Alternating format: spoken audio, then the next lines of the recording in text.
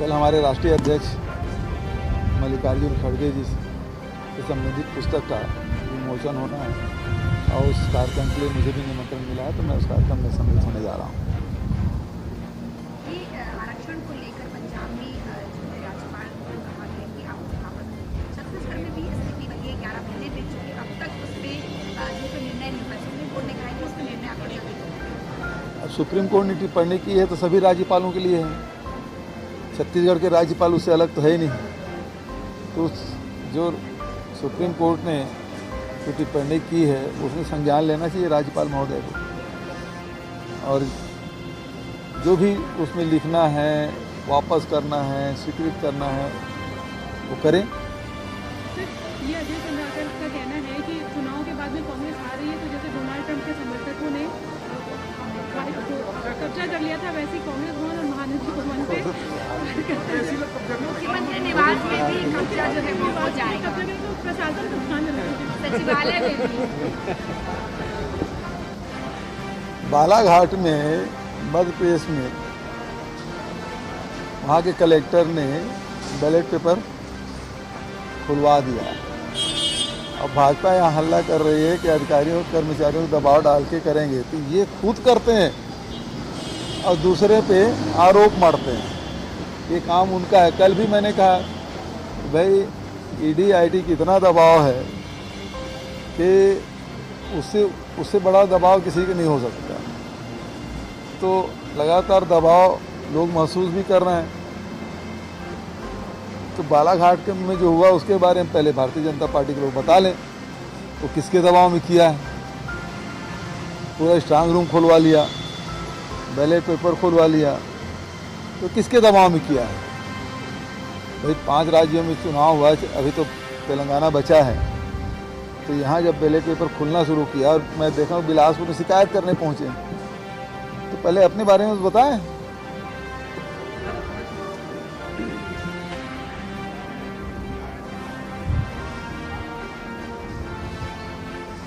BRS की मदद करने के लिए वहाँ पीएम और एचएम घूम रहे हैं, क्योंकि वहाँ तो कुछ है ही नहीं भारतीय जनता पार्टी के। इतना कार्यक्रम क्यों ले रहे हैं? ताकि हर विधानसभा में 5-10 हज़ार वोट काट ले तो बीआरएस को फायदा हो जाए।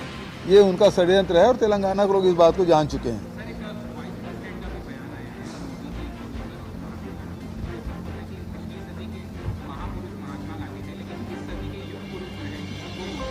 बिल्कुल सही कह रहे हैं, क्योंकि आज़ादी के लड़ाई में गुजरात से 2 सपूत निकले, महात्मा गांधी और सरदार पटेल के रूप में, जिन्होंने देश के आज़ादी की लड़ाई और देश के बाद विभिन्न रियासतों को एकीकरण करने का काम उन्होंने किया, उसे कभी नहीं भुलाया जा सकता। अभी 4 लोग निकले, 2 बेचने वाले, 2 खरीदने वाले।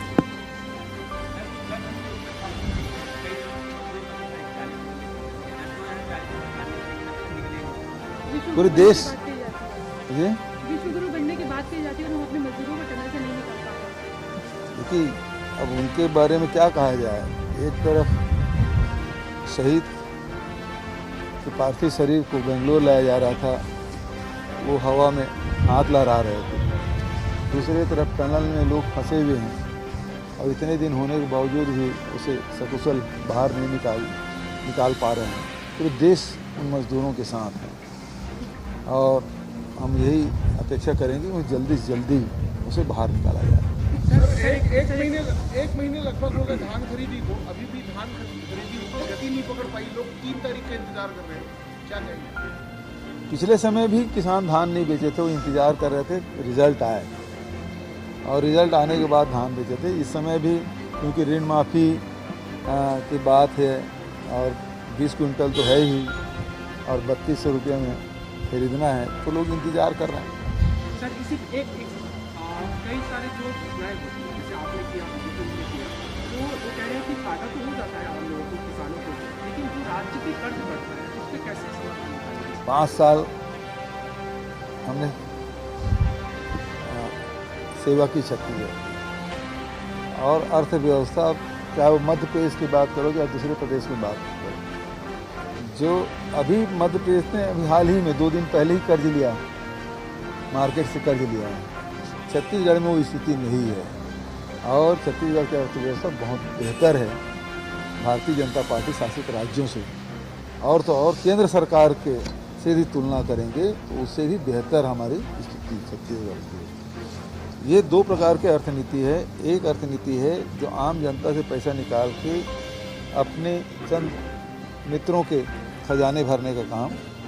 दूसरा ये है कि चाहे राज्य सरकार हो चाहे केंद्र सरकार हो, उस खजाने के पैसे को आम जनता तक दिया जाए। किसान है, मजदूर है, गरीब है, इन महिला है, युवा है, इसके जेब में जब पैसा जाता है तो वो फिर उससे व्यापार चलता है, व्यापार बढ़ता है, और व्यापार बढ़ता है तो उद्योग के पहिए घूमते हैं, जिससे रोजगार बहुत जनरेट होता है। और यही कारण है कि लगातार हम लोग सबसे कम बेरोजगारी दर वाले राज्य बने हैं।